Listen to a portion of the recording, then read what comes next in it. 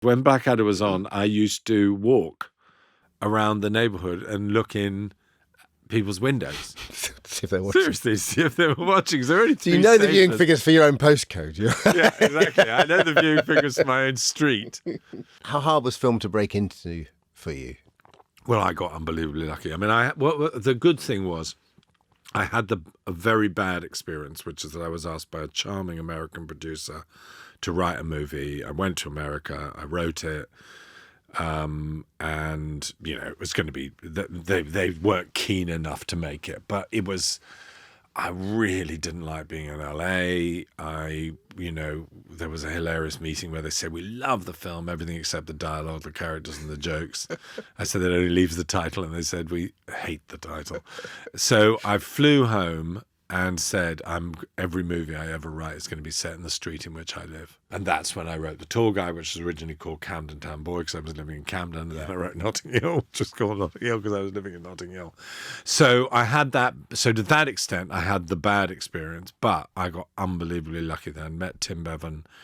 We made The Tall Guy, very inexpensive, mainly funded by ITV, based on, Rowan and my record in a way. And Jeff Goldblum is. And Jeff Goldblum was, very lucky to get Jeff. And ever since then, even though there have been absolutely, obviously, ups and downs, I've never really had the horrible delays and tortures and, people taking your work and ruining it. I've had a really lucky ride.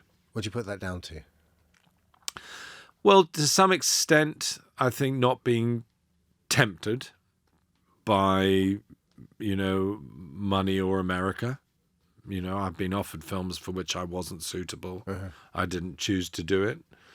Emma puts it down to, she thinks that it's because I do comic relief, that I haven't written all my bad films. Do you know what I mean? Because every time I want to write a film, I think of the idea 2 years earlier, and then I kind of have to wait. And I do think one of the key things about films is they should mean something to your heart, or my kind of films.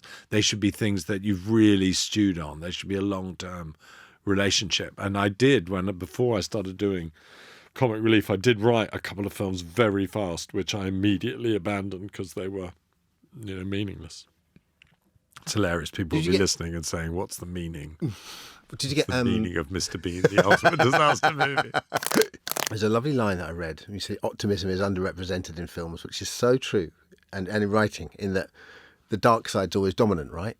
There is a conspiracy for depth. I think if you go into a library, you literally will find 300 books about Hamlet and 3 books about As You Like It. Mm-hmm. As though there's something more profound and important about horrible things than about lighthearted things. Everybody's experienced love. Very few people have experienced being killed by a serial killer, and yet there are more movies about being killed by a serial killer than there are about falling in love.